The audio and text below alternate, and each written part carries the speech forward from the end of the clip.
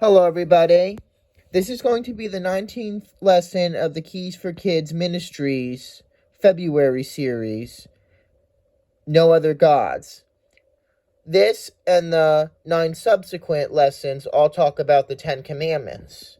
No other gods concerns the first commandment. Who remembers the first commandment? Asked Dad, closing his Bible after reading the 10 commandments in Exodus 20 for family devotions one evening. Let's hear it. Marc and Abbie looked at one another, each trying to come up with it first. They both murmured. Then, I know, said Marc triumphantly. Don't have other gods. Dad nodded. Do we keep that commandment, he asked, or do we have other gods? We don't have other gods, said Abbie, but people in some countries do. Maybe there are even some in this country who make idols and worship them. Yes, said Marc, but my Sunday school teacher says not having other gods is a little different than having idols.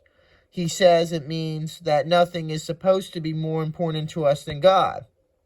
He grinned at his sister, like, you girls always seem to think that having the latest style clothes is the most important thing in the world.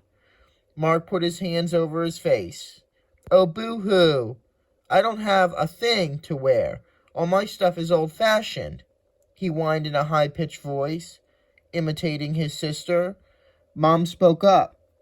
I remember a boy who insisted he needed a certain brand name on a shirt when we were shopping the other day, she said mildly.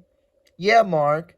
What about sports? Asked Abbie, glaring at her brother. Lots of boys, including you, put sports ahead of everything else.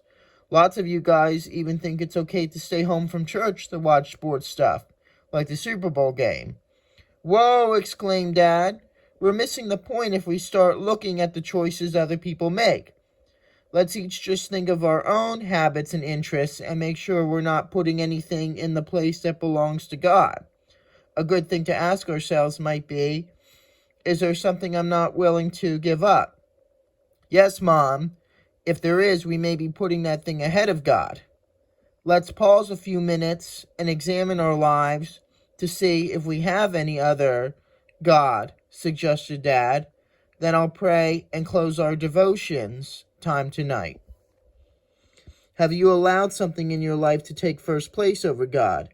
It could be a hobby, a TV show, money, good grades, the way you look, certain friends, anything you put ahead of God in your thoughts and devotion.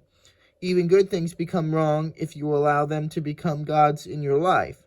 Always put God in first place.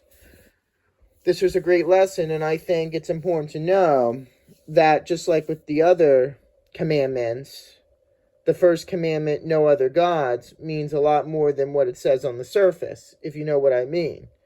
A god is not just a mythical creature like Medusa or Zeus, but anything that we decide to put ahead of the Lord.